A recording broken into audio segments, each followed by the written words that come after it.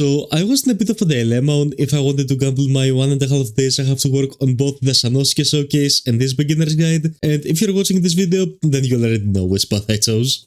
So you download the game, finish the tutorial, picked your character, and then you tried to summon, and you got straight up nothing. And you're probably wondering if you should reroll for a better account. The quick answer here is yes. Rerolling for a decently good account is probably the best thing you can do before starting your journey. Thankfully, Grand Summoners probably has both the easiest and the fastest rerolling out of any gacha game out there. From the homepage, you want to go to the menu section on the bottom right corner and scroll down until you see the delete personal information option. Click that, check the 3 boxes, press continue, and boom. Just like that, you have a fresh new account with no downloads needed. Once you start over, you will be on a selection screen that allows you to pick one of the 3 starter characters, each representing a different element. The fire guy is more of that damage dealer, the water girl is more focused on freezing the enemy, and the earth one is more focused on breaking the enemy. We will talk about break a little bit later, but if you want to know which one is the best one, the water girl is probably the best one out of those 3. It doesn't really matter who you pick, as you can get all 3 of them later through summoning. After picking the character you wanted, you wanna do some summons. You will see that right off the bat you have 50 crystals. These 50 will be here all the time, no matter when you start playing. What you wanna do now is go to the summon section, pick any banner that looks interesting to you, and do a single summon for 5 crystals. Now you might be wondering why on earth would I wanna do a single summon when I can do a temple? Well, that's because Grand Summoners always guarantees a 5-star character on your first summon. And in order to maximize the amount of 5 stars we get, we gotta do a single summon before starting doing multi-summons. The more 5 stars you get, the better chances you have of getting the character you want. After doing the single summon, what you wanna do is go back to the home menu and on beginner's missions. There will be 5 crystals waiting for you. Pick them up and then go back to the banner you were on and do a multi. Do this enough times and eventually you will get a decently good account. After you have rerolled enough times and you are satisfied with an account that you got, you have some things to do in order to build a foundation for your account. My recommendation for you is to sell any 4-star characters that you got, then go to town and then to the alchemist. From here you wanna go to the exchange and then scroll down until you find the exchange alchemy stone section. You want to get 4 things from here, and these 4 things are all of these tickets for 50 alch stone seeds. After you exchange all 4 of them, you wanna press back, scroll all the way down, and you will have these 4 ticket exchanges at the very bottom. We will take each shop one by one. For the 4-star equip, the only thing worth picking here is Divine Staff Keon. This will increase your party's break power and art gauge. What is art gauge, you ask?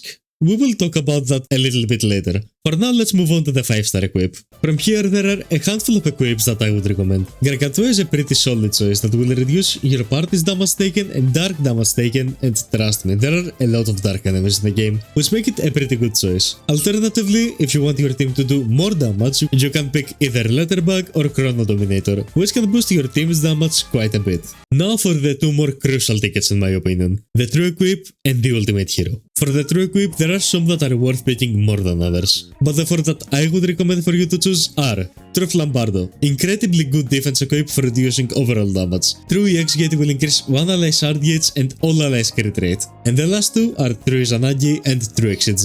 True Izanagi will increase the user's art gauge by 2 for 3 seconds, and will also passively decrease the cooldown of all the equips you have equipped on that character you have it on. And True Exit is probably one of the best 5-star magic equips in the entire game. It gives passive lifesteal to the one who has it, and it will increase their art damage. Finally, the Ultimate Hero ticket. You have some really good choices over here, and I will let you in on a little secret. At the time I am making this video, you will be able to pick up to 5 characters from here, with everything we've covered so far, plus the current login events. First one is Fen. Fen will be your main man if you're starting off your journey, because he's one of the few characters in this exchange list that can art gen for your entire team. I feel like I've been talking quite a lot about this art gen thing, so let me quickly break it down for you. Art gen is what allows each character to use their special moves. Most characters have normal arts and true arts. However, all the newest characters have one more called super arts. This is one of the more difficult things to understand, so I would suggest you pay close attention here. However, if you have any questions, feel free to leave a comment down below.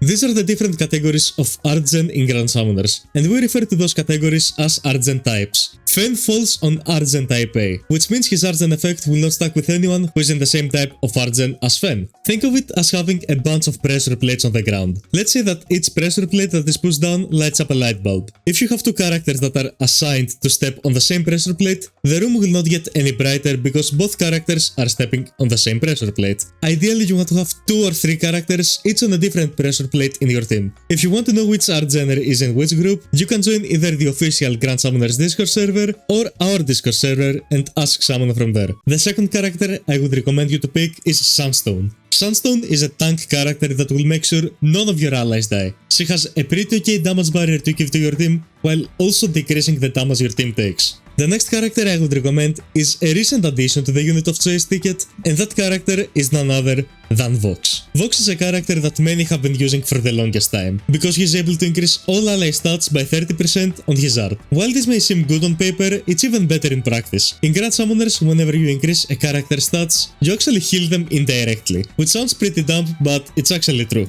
Finally, the last 2 characters I would recommend are Platina and Est. I'm putting these girls on the same boat because they are what we refer to as breakers. If you recall from earlier, there is a thing in Grand Summoners called break. Break is kinda like a super armor to an extent bosses have, and some bosses can only be damaged once you manage to break them. You will be using Est in mainly a dungeon you will be playing every other Monday, and Platina is more of that general use breaker, where she's useful in any scenario that requires break. Also, as a side note, you will see that all of your characters can carry one 5-star equip, while the rest of the slots can't. The way you can increase the rarity of the equips a character can hold is through limit breaking. When you limit break a character, either with a duplicate or with a limit break stone, their equipment slots will get upgraded to fit rarer and better equips. And there you have it, you built a foundation for your account. What are you actually supposed to do though? My next recommendation will bring you to the main quest. From here you can progress until you finish chapter 5 and unlock the side stories on the exploring tab. And from those side stories you can get some of the most useful equips in the game when you are starting out. You are free to farm anything you want, but the ones I would prioritize are Alma's Hat, Sigil, Archignite, Axis, Grandestin, and Balsfald. After that you wanna start looking into evolving your characters, and for that you wanna go in the giant boss tab. From here you have a handful of bosses every now and again that are on a constant rotation. Some of them change every hour, while others change on a daily basis. Now these are the bosses you're gonna be farming in order to evolve your awoken characters. On top of those you will see 1 or 2 sections called Summoner's Road. This is where you collect materials in order to evolve your ascended characters. Summoner's Road is like a boss rush game mode to an extent that gets progressively more and more difficult as you go deeper. But the good thing is, if you can't beat a stage, you can just stop the challenge and collect every reward you got. Now let's talk about events. There are numerous events in Grand Summoners that are on a daily rotation and some that are on a weekly or 2 weeks rotation.